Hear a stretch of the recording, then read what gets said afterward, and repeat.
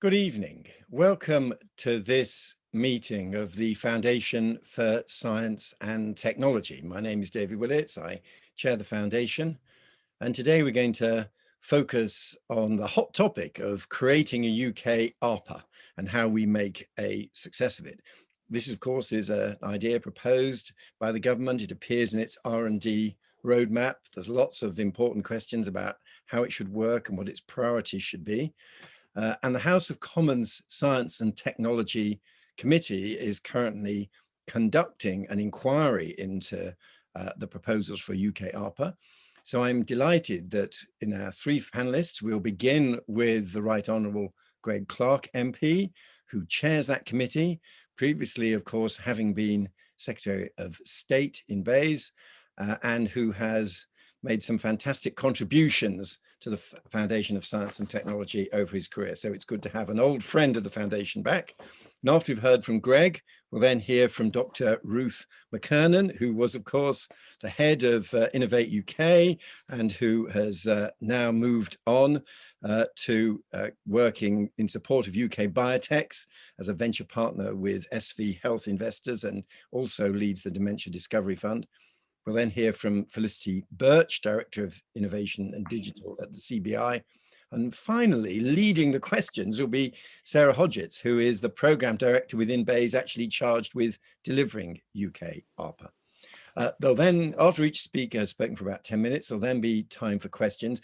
Do put your questions on the Q&A function, not the chat function.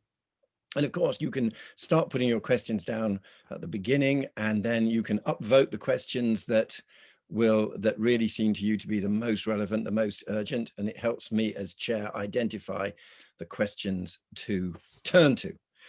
So now it's time for our first speaker, Greg Clark. Welcome to the foundation again. We very much look forward to hearing your observations. Over to you. Well, David, thank you very much indeed for inviting me. It's good to be back. I hope that it won't be long before we can get back together and enjoy each other's convivial company in person. And it's always one of the big assets of the foundation that we can meet and chat in the way that we normally do. But on this subject, as you say, David, the committee which I chair, the Science and Technology Committee, has been conducting an inquiry. In fact, we've just finished taking evidence and we are weighing up our conclusions. You may indulge me by allowing me to take some of the conclusions of the discussions that you reached to inform my members' consideration of the evidence that we've held. It may be that we've got some members of my committee on the call and they may want to speak later. But I will speak in a personal capacity and don't want to preempt what our conclusions might be. During our inquiry, we've taken evidence from a fascinating array of people, including past and present senior executives at DARPA in the US, academics in the US and the UK and European countries, both the current and the former chief executives of UKRI and the science minister. And so I think there are a few things that I would say from that consideration. And one of the things we've been thinking about is the case for a UK ARPA.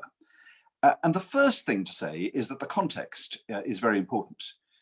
Because the most important part of the context, it seems to me, is this: that the science and research budget is set to increase from £12 billion a year to £22 billion a year by 2024-25. An extraordinary advance. David, during your time as science minister during the coalition, you did a heroic job in protecting the science budget in cash terms. When cuts were being made across government departments, you got flat cash for science. When I was science minister, managed to get flat real funding from the Treasury. And when I was business secretary, we managed to increase the funding from £9 billion a year to £12 billion a year. But all of that, I think, fades by comparison with the intention to nearly double the science budget. And the relevance of that is that I think this new agency, were it to be competing with for existing resources, were it destined to cannibalize program budgets and budgets that are already there, I think might be viewed in a different way. But £800 million, very significant sum of money, but in the context of an increase of £10 billion a year in the science budget by the end of the Parliament, I think does give possibilities for doing things that wouldn't be possible in a world in which the budget were not increasing. The second piece of context that I think is important, and so far is unknown, is the future of industrial strategy in terms of the government's purview. When we established the industrial strategy in 2017, we established an industrial strategy challenge fund that in many ways had some characteristics of what is being proposed for ARPA, which is to say that it had in mind multidisciplinary strategic projects with an eye to developing capability to meet future needs. And to give just a few examples of that, perhaps a topical one, the VMIC, the Vaccines Manufacturing Innovation Centre. Back in 2018, we thought that it was desirable and perhaps prudent to deliberately develop vaccine manufacturing capability that we could use to respond at pace to then unknown future needs such as pandemics, and to have a scale that we could vaccinate the whole country. Now that, I think most people would agree, is something that is being proved to be a wise course and a wise use of research money.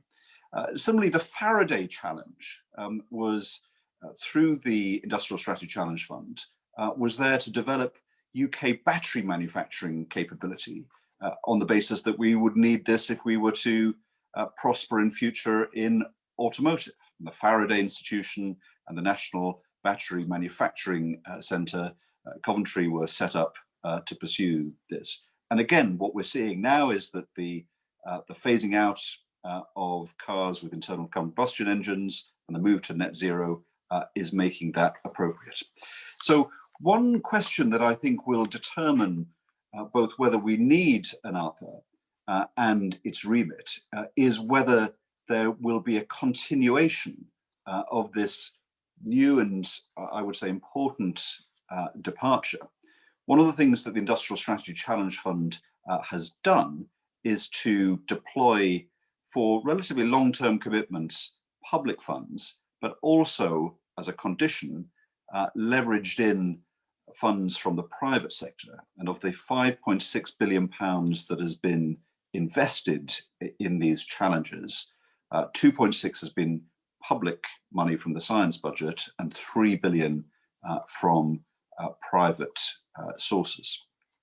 So I think some clarity on that will be necessary. I hope that it will continue, and that may mean that ARPA can have a narrower focus if it were to continue. But if the Industrial Strategy Challenge Fund were not to continue, then I think there is it would be desirable for this new institution to take up some of the strain there.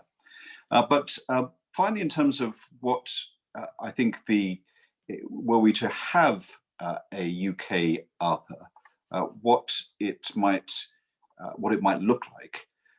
Well, I think, and Sir Geoffrey Owen has written and talked about this, I think there is an important space for an institution that can look to invest and develop capability in, rather than incremental improvements in technologies, significant leaps, one might say, through sustained funding, and especially where those developments are unlikely to be produced by either industry or academia alone. And so a focus on technological transformation seems to be something that would be desirable. The evidence we've taken clearly establishes that it needs to have a clear mission, that it should be able to take more risks than perhaps UKRI is, whether culturally or in terms of its statute and the responsibility it has through the accounting officer to the Treasury and government to be able to take on. There should be a greater ability to take on more risky projects. We think that, I think that the translational potential is something that should be a criteria that may be used for this.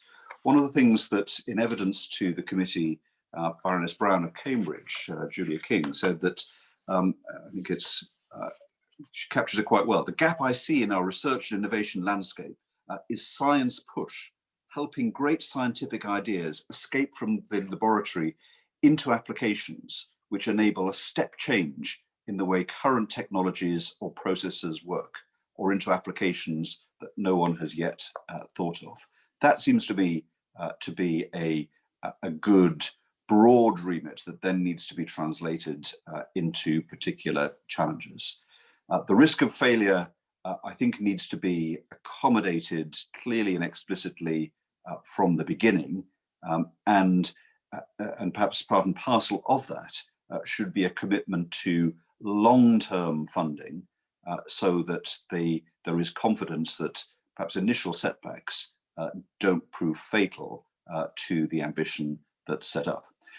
So that is perhaps a personal take on some of the evidence that we've taken. My committee will be drawing that together and making our conclusions during the next few weeks, so that the government can then reflect on what we advise before it makes its own mind up as to what might be the form and indeed the function of this proposed organisation. Great. Thank you very much indeed, Greg. A lot of very pertinent issues identified there that we'll want to focus on for the rest of our session. Thank you so much. We're next going to go straight to Ruth Mckernan. Ruth Mckernan, who is a distinguished neuroscientist, worked at Merck and at Pfizer, and of course was then Chief Executive of Innovate UK for 3 years, from 2015 to 2018, when some of those challenges that Greg describes were being developed.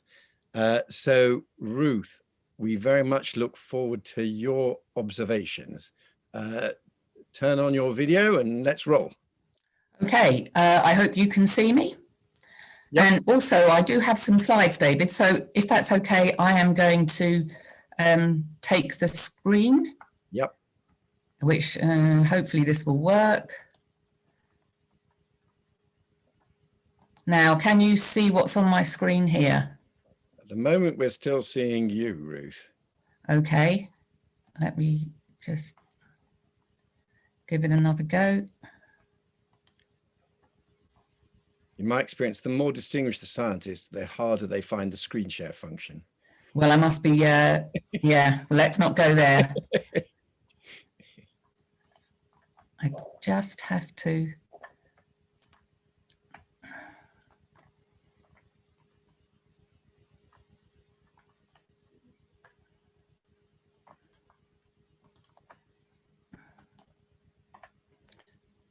Am I sharing now? I'm afraid I'm still not seeing the slides. I think in a moment you're going to have to. It says it's invalid. Ah. So let's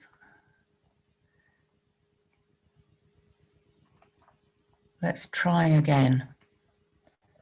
Screen share. Gavin, maybe you have to give me something to get this to work. I think I've given you the permissions, Ruth. If it's not working, we can share from our end. Oh, rats. So Gavin, yeah, you might need to do that. Yeah, let's share from, if you've got the screen, if you've got the slides as well, Gavin, let's put them on from our end.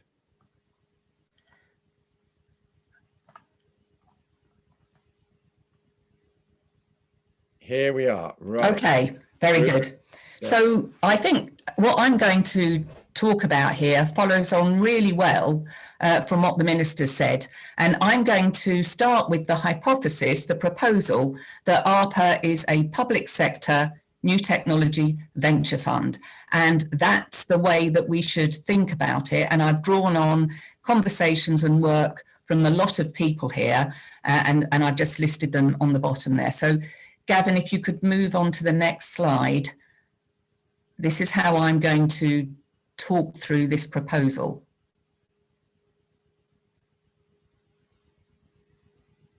Have you moved it on?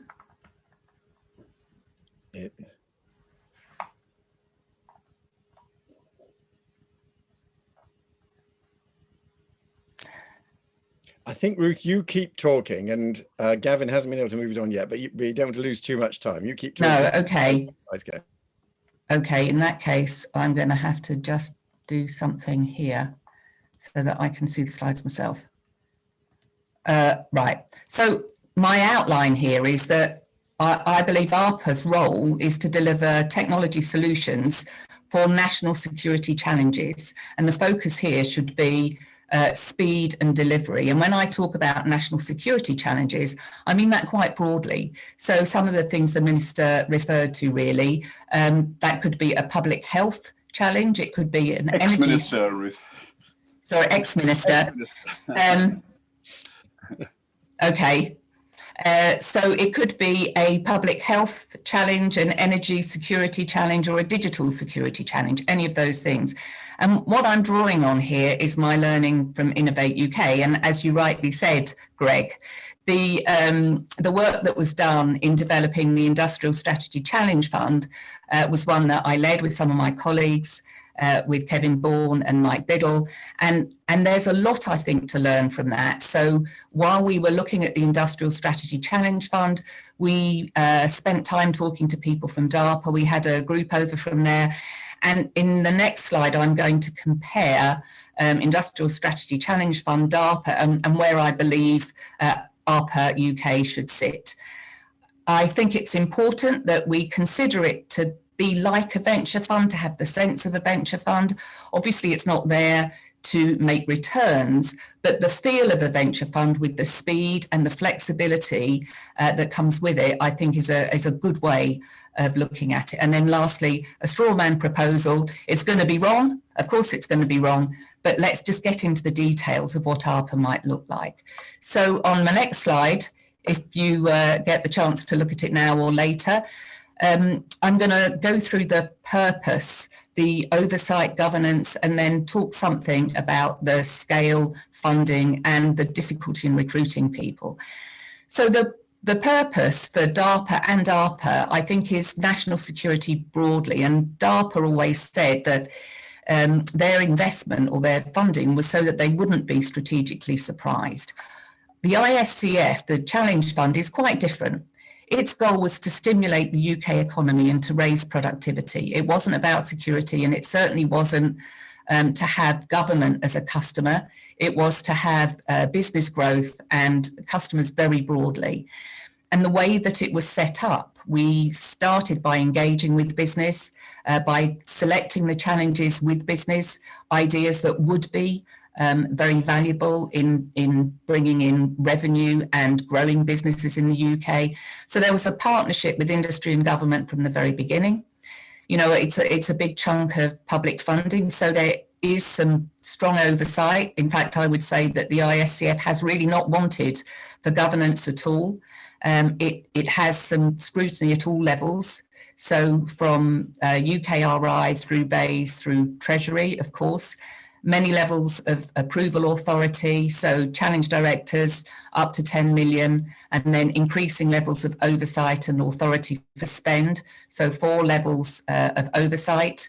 So really a very rigorous and well-controlled programme, 2.7 billion, currently 20 challenges. As you said, they range from 33 million, the audience of the future, the smallest, up to 274 million, which is the Faraday Battery Challenge. And it requires matched funding.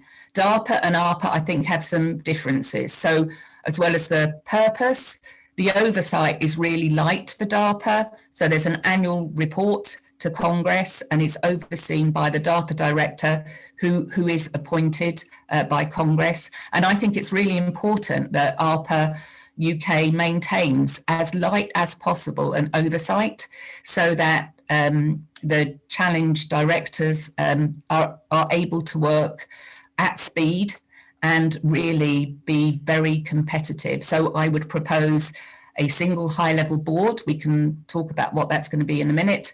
And the program leaders, the people who are going to lead the programs, are hired together with their business plan, as happens with DARPA, and that they are funded for 3 years in the first instance, and they are really left to build their program and deliver in the way that a chief executive would be, having been funded by a venture fund and provided their business case for how they want to do that.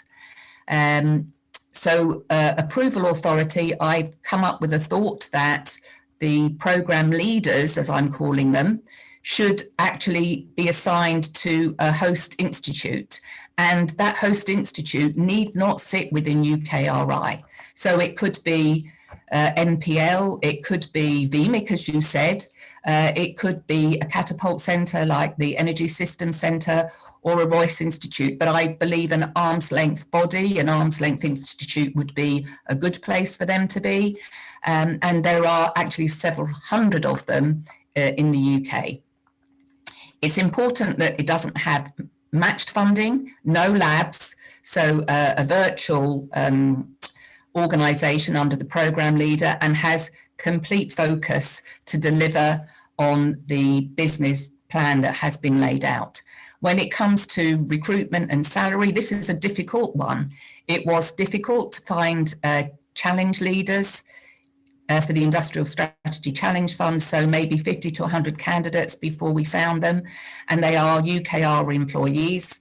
When I left UKRI, I think it was something in the range of 120,000 was the salary for, in my experience, for a biotech company operating maybe £50 million worth of investment.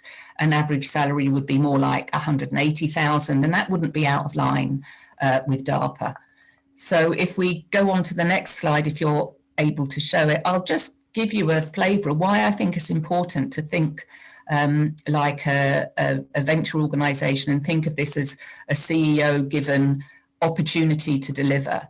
So George Heilmeyer, who was the DARPA director in the 70s, crafted a set of questions on which to evaluate proposed research programs. And these have become really well known as the Heilmeyer Catechism. And they cover what you're doing, how it's done, what's the approach, who the customer is, what are the risks, what will it cost, how long will it take, what are the midterm and final exams.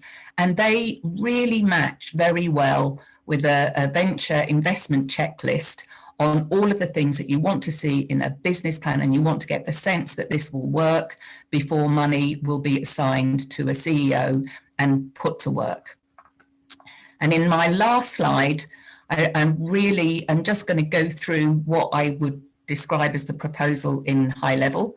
So it is to deliver on national security challenges with focus and speed, and therefore needs to be light touch. I would regard ARPA as an agency which is virtual and takes advantage of existing infrastructure, no new bricks and mortar, and actually is more like a budget line than an agency, and should have no additional legislation in order to get it up and running.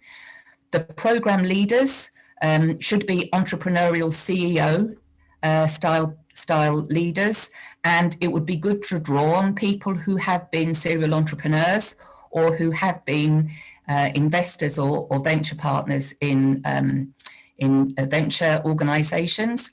They would gather around them a small and predominantly industrial advisory group.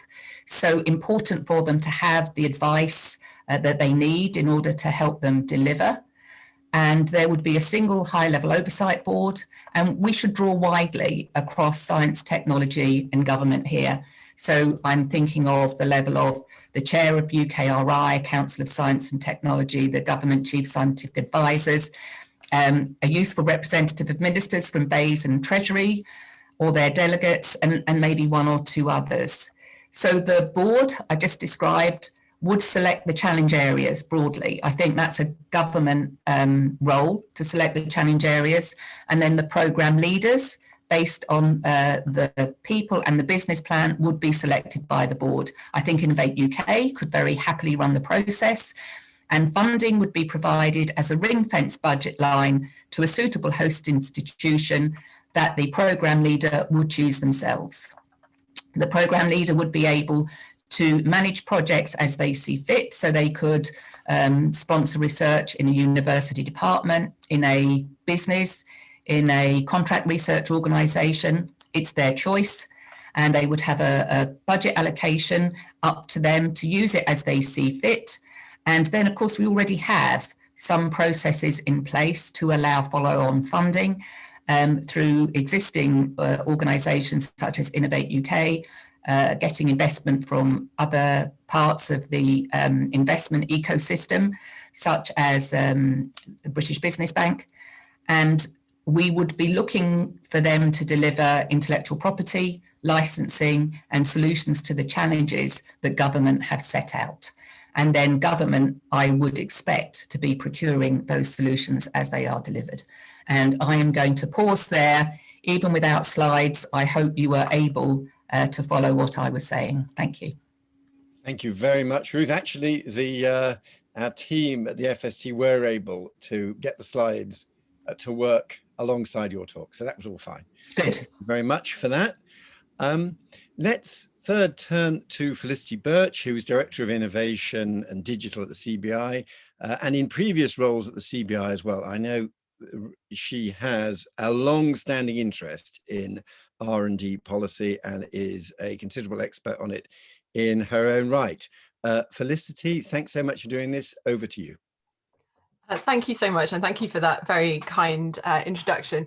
I think there's a lot for me to build on in the previous two brilliant presentations.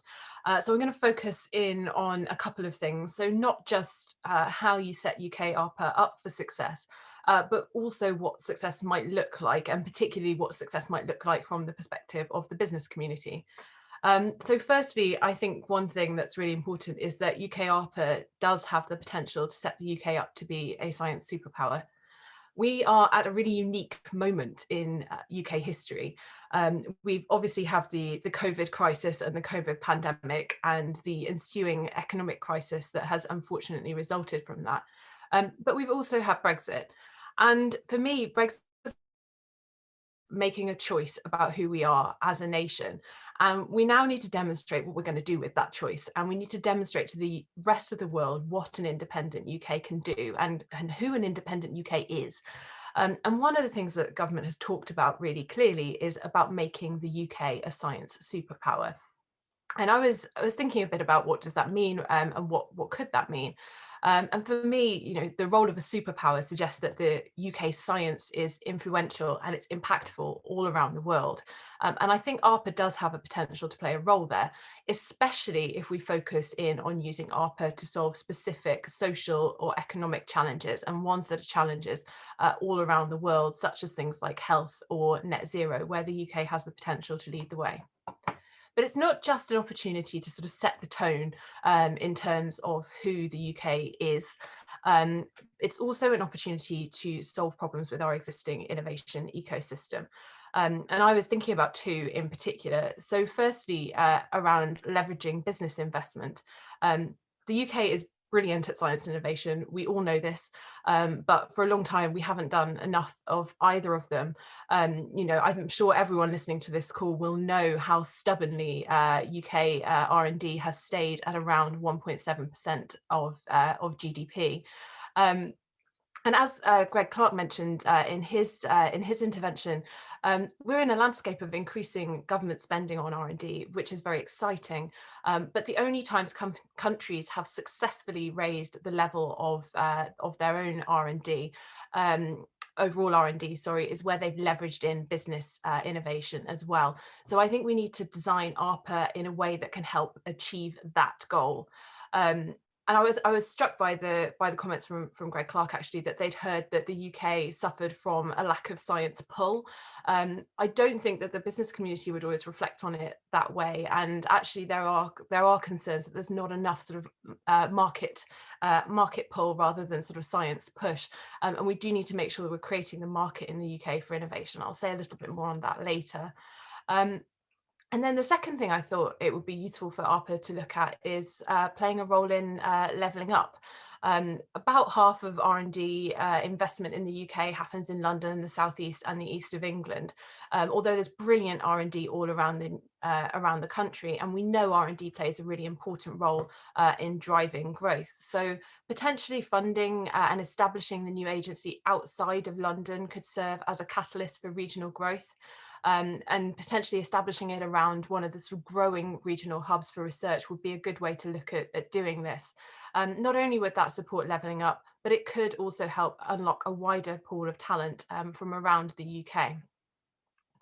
So those are some of the things I think we should, some of our ambitions that I think that we should have for ARPA. In terms of how you make that happen, there are three key things, and this does very much overlap with comments from Greg and from Ruth, but three key things that I think are really important here. The first is around a long-term funding model. The second, setting ARPA up to take risks. And then the final one, very much looking to that point about leveraging in investment, is designing ARPA with the business community in mind. So I'll say a little bit about each of those. So first, on the long-term funding model, industry is not looking for a flash in the pan. Feast and famine, chop and change is the opposite of good innovation policy. I say this a lot, but one of the strongest levers that government has at its disposal when it comes to spurring private sector innovation isn't the money, although the money does matter. It's the signals that government creates with where it chooses to invest and how long it chooses to invest for. And I think the US model of DARPA really exemplifies this. DARPA has existed for 60 years and it receives over $3 billion per year in funding. Now, looking back to what that might mean for the UK, I know research that David Willits has done has suggested that funding would need to be about £200 million a year to have sort of similar impact at a UK level. So the initial £800 million, proposed over 5 years for the government represents a pretty decent starting point towards that. Though I think following the spending review, there is some question about sort of how immediately all of this will be directed towards ARPA. Given this uncertainty, piloting a UK ARPA at a small scale could work before putting its funding on a sustained footing. But if we're going to do that, we shouldn't just pilot it and forget it. If the initial model doesn't work, let's iterate until we build something that does. This is how businesses scale. It's really tough for government to make something work like that. Government doesn't want to be seen to have sort of got things wrong in the first place. But, you know, if ARPA is our big innovative play, then we need to make sure that we're building something that can work really well. And I think, therefore, it does need a strong sponsor in government to make sure that happens. So the next thing was around setting ARPA up to take risks, but you can see it's very linked to the previous point. And the key benefit of the US ARPA model is its ability to encourage high-risk research, which wouldn't happen if it was left to the market alone. And I think both the previous speakers talked to that point a bit as well. I think there are two aspects to why it's really good at this. So firstly is around independence, and the second is around the customer relationship. And on independence, we know, we've heard from other speakers, that the US agency operates outside of traditional oversight structures and departments, and this allows it to pursue high-risk innovation that the market wouldn't, and potentially government funders wouldn't, because they're concerned about sort of value for money and return to taxpayers, which are obviously really important considerations. But in the UK, you know, it does look like ARPA will sit outside of UKRI, which may give it some of that independence. But I think one thing we do need to look to when we're doing that is sort of what's the brand for UK ARPA? How do we engage businesses in the science and innovation community with it? Because we do need to have a kind of coherent innovation support system. So I just think making sure that we're looking at independence and coherence together as much as we can. And then on the customer relationship, and for me, this is probably the one point I'd really want people to take home the most from all of this, because ultimately, when it comes to a company, the reason that they develop new products and services, the reason they invest in early stage research, is because they expect a market for it at some point. And actually, government can play a vital role here in creating new markets with its procurement approach. I've spoken to quite a lot of businesses who've talked to me about why they choose to invest in R&D in the UK, or potentially choose to invest in R&D outside of the UK. And where they do invest outside of the UK, it's often linked to bigger market opportunities elsewhere. So really important that the government is using its buying power as much as possible to support innovation. And the success of the ARPA program in the US is really down to that extended pipeline model, where the Department of Defense plays a vital role.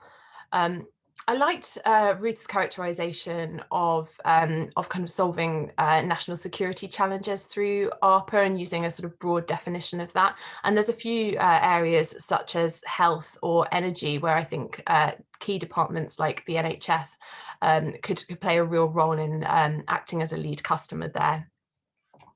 And then my final point, I've just spotted I have 2 minutes to go. My final point is about designing ARPA with the business community in mind.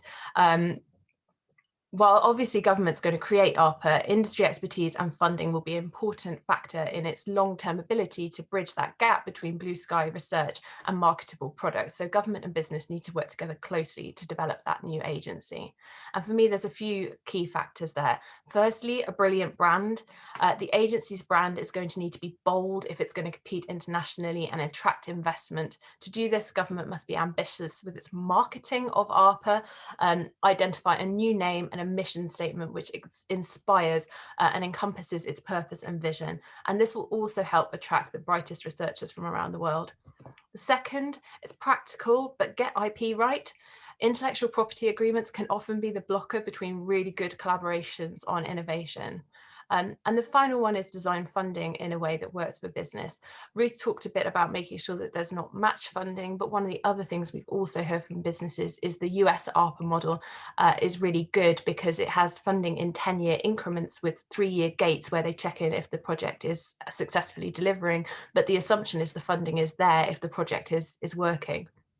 So I think there's quite a lot in that, but some really practical steps we can take to get ARPA right and get this right. And I do think it presents an opportunity to help the UK to be a science and innovation superpower post-Brexit.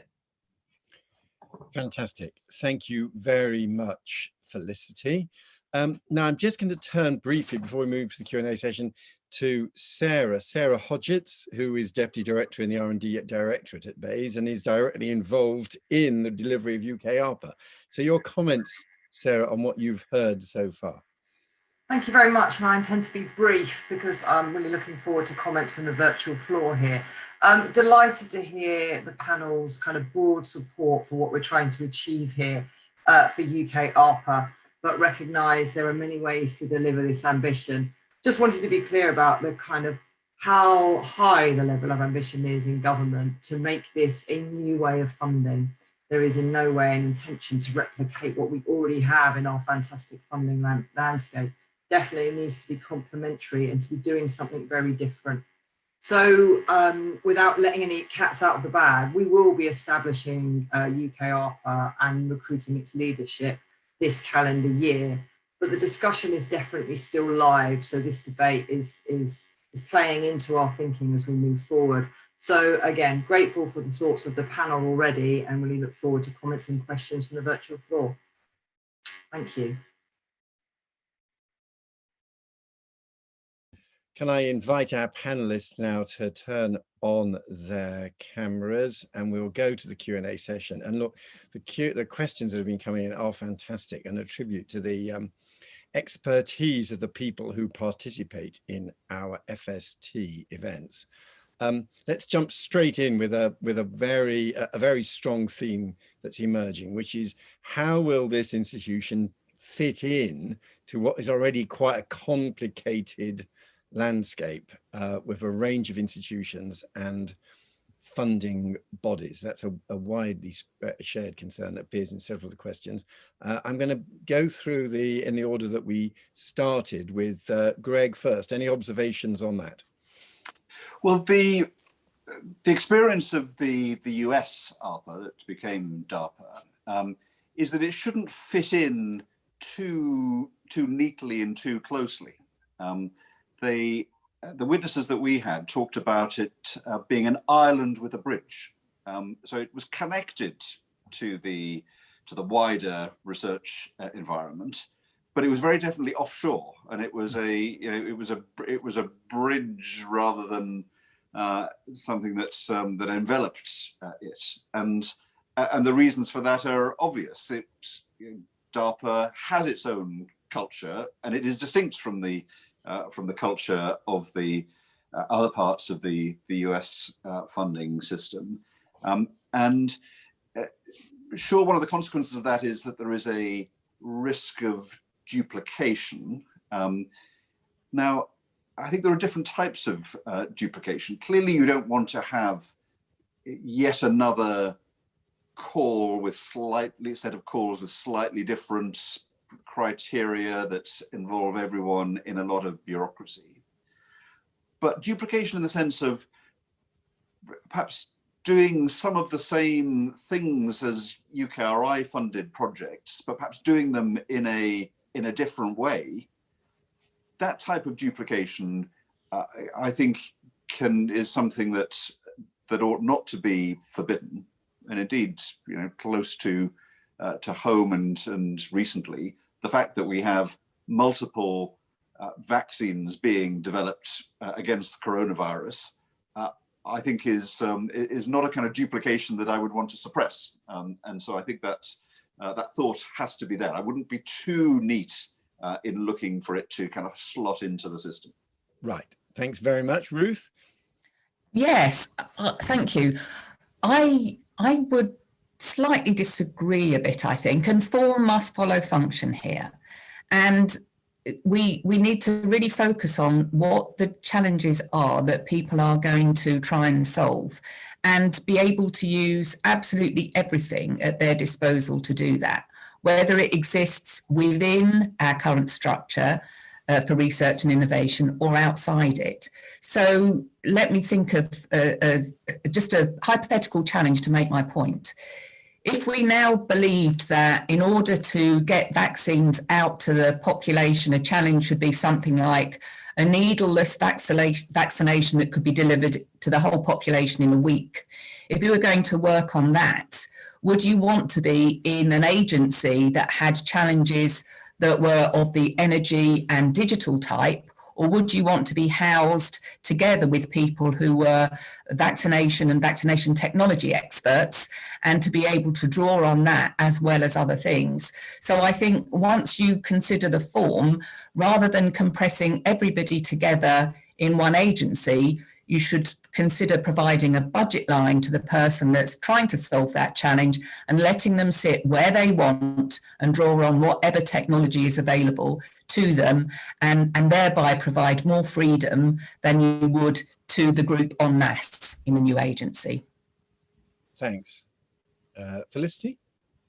So I think this is the killer question when it comes to UK ARPA, is how it fits in with the rest of the landscape. And one of my concerns with this approach is the coherence. When we look at sort of why businesses engage with any sort of innovation support that's out there, very often the reason that they don't engage with it is because they don't know about it, and that's because things have sort of changed really regularly. But I do think that ARPA presents a bit of an opportunity, if we get it right, to build something new and build something that excites businesses about innovation and excites international investors. So I think you have to balance out those challenges. And I quite like the point of sort of not being too neat. And actually there is a bit of an opportunity here, because we are expecting sort of further work from the government around innovation strategy, to make sure that all of these things do at least talk to each other, even if there is some overlap. But the other thing which is an opportunity for this is government could learn a little bit from large businesses and their own approaches to innovation with the delivery of policy here. So one of the things we've seen large companies and CBI membership do from time to time, I'll call it love your silos. It's experiment within individual departments of the business. So try a new thing in a sort of small contained area. And if it works, other areas can learn from it. So if we experiment with ARPA and take a more risk forward approach to innovation funding, and it works really well, delivers evidence of the value of this kind of investment, couldn't we use that to scale up some of the programs that really matter within Innovate UK and UKRI and give government a bit more confidence about investing in risk overall? I think that's a huge opportunity if we get this right. Yeah, thanks. Sarah, anything you want to add to that? Yeah, just very quickly, I think one of the questions I think we're answering as a nation with this new funding body is, how do we reach the science that the other part of the systems don't reach at the moment? So actually, this is not so much, echoing what Greg said earlier, it's not so much whether it does the same kind of science, that kind of duplication I don't think we're worried about, it's how it does it. It's the processes and the methods it uses in its unique cultural identity that will be complementary to the rest of the system. Right, thanks. Of course, I should just observe that I think, certainly in the days of Dominic Cummings, there was quite a lively debate about this, because we would have had ARPA up and running already if UKRI had been given the task of creating it. There was already a legal framework, kind of like creating an extra research council, and UKRI would have done its best to have it as at arm's length and as autonomous and risk-bearing as possible. But Dominic was so keen it should be completely separate from the rest of the system. He wanted primary legislation, and that hasn't happened. There may be secondary legislation, and that probably the pursuit of that purist autonomy is one of the things that slowed up the process. Let's move to another strand, which goes back to our opening comments, because both Greg and Ruth referred to it as a sort of technology transformation function. And that is, I think, very exciting and something that would help deliver leaps in technology, I think Greg said. But there is, again, an alternative view, and I'm sorry to refer back again to Dominic Cummings. That wasn't what Dominic thought ARPA should be. He was much more preoccupied. He thought there was over regulation and bureaucracy of blue skies research. He really wanted it to be operating at the furthest reaches of physics or systems biology rather than applying technologies. Are we heading for an ARPA that is in some way or other an applied technology agency? And is that the right vision? And should we worry about the original Cummings critique that we really need to fund blue skies research? Let's start at the other end. Felicity, why don't you set the ball rolling on that? What exactly is it? Is it to plug the valley of death, or is it so that the wildest and wackiest ideas in the outre parts of scientific theory get properly funded? Well, it could be both. I think the way I set it out in my talk was very much focused on how do we solve some of the problems that the business community has identified with the innovation ecosystem, and I think that pull through to market, the valley of death, is a problem. But it's going to be the biggest problem when it comes to the boldest and the brightest ideas. The thing I was most inspired by when I was listening to some of the evidence that was being given to the Science and Technology Select Committee was this idea of sort of user-generated research and that link through. And actually, I think probably the closest model that we've had to doing some of that in the UK is some of the catalysts, which I think were started under you, David, which have really look at basic innovation, the basic research all the way through to market. But what could be really different here is that government procurement and market link at the end. Yeah, thanks. Thank you very much. Ruth, over to you. Yes, I'd agree on government procurement being very important. And actually, I would question whether we don't already have the processes to deliver really wonderful blue skies research. We've got the Graphene Institute that came out of graphene research that was done. We put, I believe it's 900 million into Future Leaders programs, where we're asking our best and our brightest to come up with really novel program areas that we would invest in and their personal development. So I think we have a lot of instruments already within and outside UKRI for really exciting early research and for translational research. And I also think we should let the Industrial Strategy Challenge Fund, with its partnered work with industry, we should see that through. We should give that long enough to let it develop and let businesses grow in that process. So the bit that I think is missing is the very loosely monitored, very fast, very entrepreneurial development of technologies for a purpose that we need, and we need now. And picking the right people to lead those challenges, I think that's going to be the difficult bit. Thanks. Greg, where do you stand on this debate? So again, I mean, this is why I talked about the Industrial Strategy Challenge Fund, because it all depends whether we've got that. If we have it, then it can be more blue sky, because we would then have a vigorous program of making sure that the ideas that we have do have mechanisms to translate them and to obtain advantage out of them. So I do think that with the birth of ARPA, we do need to have some clarity as to whether it still is an ambition of government. And I quoted the examples that I did about vaccines manufacturing and the Faraday challenge to show that I think the early signs, it is very early, it's just 2 or 3 years into this. I don't think you can say that this was the wrong track, and so I hope it will continue. And then you could have perhaps a more Cummings-esque version that is the blue sky, if the translational side is covered off. But I think there's one thing to be cautious about, and I noticed in the questions that Sir Anton Muscatelli at Glasgow made a very important point, that we can't vest all our hopes in this one institution. It is an increase in funding, or it is a new institution with £200 million a year of funding, a very small proportion of even the increase that we're having. So we can't place too many burdens of expectations and requirements on it. Otherwise, it will collapse under the strain of it. As is proposed, it has to be very tight in its scope, it seems to me. And it also shouldn't mean that some of these broader questions, which are really about with a UKRI and how it's, again, a new institution, how it should adapt and reform itself, that we shouldn't exempt the rest of the funding and the research system from that discussion and say, well, everything has to be done by this new edition. Right. Thank you very much.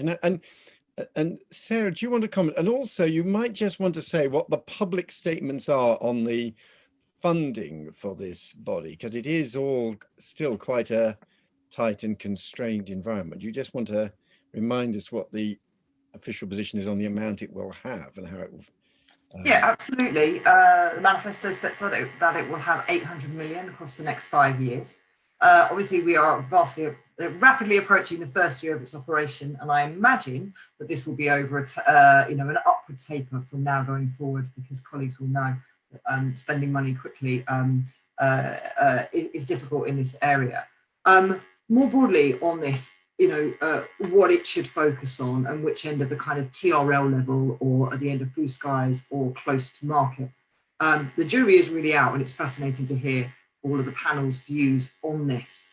One thing I would say, and reflecting on, it's less than 2% of the overall R&D budget. So I do echo what Gregor said there. So it's less than 2%, but it's a very important 2% of the budget. And I wondered, one of the thoughts that we have a team is that it needs to be really tight in its own decision making, spending that money well, because it isn't very much money and it can't be spread thinly in the way that UKRI is able to spread its wings across lots of research and development. But it could be broad in its scope and broad in its remit. But it doesn't have to be at blue skies or at the technology end, but it needs to take the big bets that we require. Right. Thanks very much. I think there's going to be time for one more round of questions. I'm going to try to sort of a double header, and I'll give the last word to Greg as the chair of the select committee. And there's first of all a question about risk. we all say, especially in politics, of course, this has got to be able to take bigger risks than conventional funding streams. But the reality of is that taking risks comes with a high political price. We all know the terror of being summoned before the PAC to explain why something hasn't worked. And who knows, perhaps even Greg's committee if things don't work out. So do we really think this is going to get away with taking as much risk as we're all claiming? I think it would be hearing people's observations on that would be very interesting. And secondly, procurement. Several people have touched on procurement, and it's clearly a key part of the way in which DARPA operates in the US. But without primary legislation, are we really going to have an agency that can be tied into public procurement and fund innovation that way? Ruth, why don't you comment first? Then I'll go to Felicity, Sarah, and we'll end with Greg, a kind of minute each. I'd like us to focus on things that business won't do and requires a very fast and focused solution, which is why I think urgent security, broadly, security challenges are a good place to start, maybe with only 3 broad challenge areas to start with. So leaders can put forward a proposal within that challenge area. And fundamentally, I believe if we don't have the appetite to take risk and give people we trust based on what they've done in the past, if we can't give them freedom to deliver, then we should put the money through existing organisations. You know, let's not migrate back to the mean and keep pulling things up to see if they're growing. Freedom is critical here. Thanks very much. Felicity?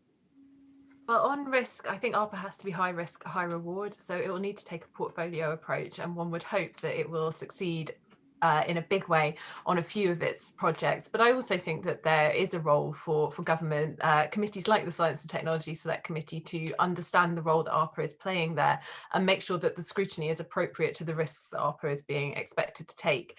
On procurement, I've noticed a few of the comments have spoken about the procurement white paper as well, and I think that there is a bit of scope for that procurement white paper to look more closely at the role that it can play in delivering innovation and the role of ARPA within that.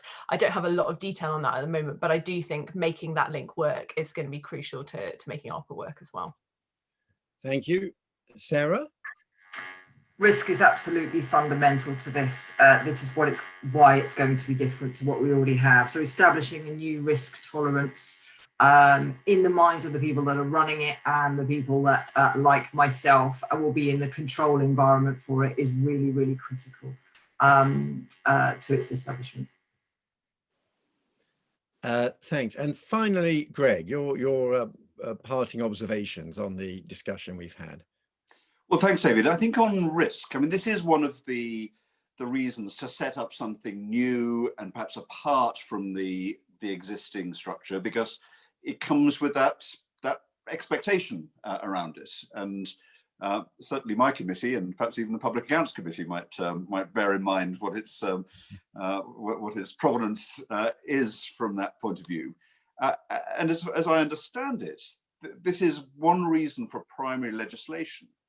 Because it is the case that organisations with accounting officers in the conventional way require a ministerial direction to engage in expenditure that is novel or contentious. Now, pretty much what the remit of this organisation is to engage in things that are certainly novel and may even be contentious.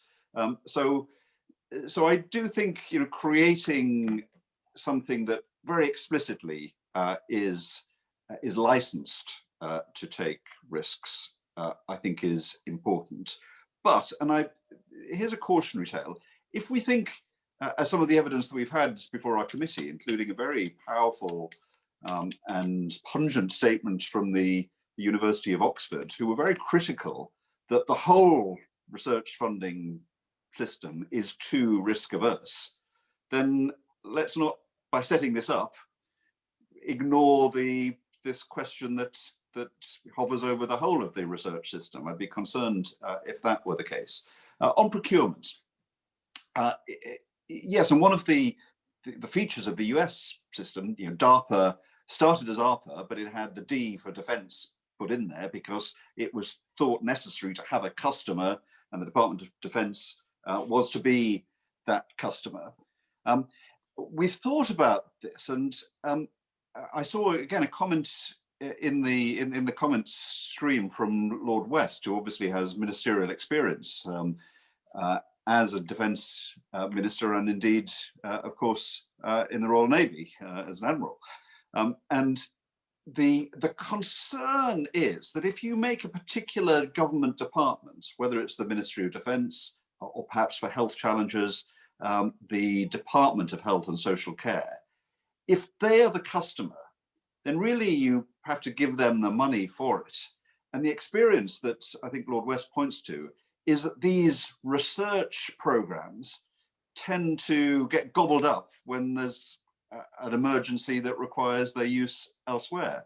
The NHS will always have these things, and perhaps even the military will. And so my concern about that model, where you hand over the money to a particular department, is that it might evaporate. It might find its way into other uses. So I think that points to creating an institution that is robust, is expected to be risk-taking, and has licenses given to it, even formally and in statute, to reinforce that. Very interesting. Good. Well, thank you so much to our panelists, to Greg and Felicity and Ruth, to Sarah for joining in as well, and which of course helps to ensure that this feeds into the ministerial decisions, as well, of course, as to Greg's Select Committee's deliberations. And finally, thank you to all our participants, over 200, and the questions, the astute and shrewd questions, were a kind of roll of honor of people who are experts on science and technology in the UK. And it's great that they all come to help and contribute to our FST events. So thank you all very much indeed. Our next event is on the 24th of February and is entitled, Will Hydrogen Technologies Get Us to Net Zero? So we look forward to seeing you then, and perhaps even one of these days back at the Royal Society with dinner afterwards. Thank you all very much indeed.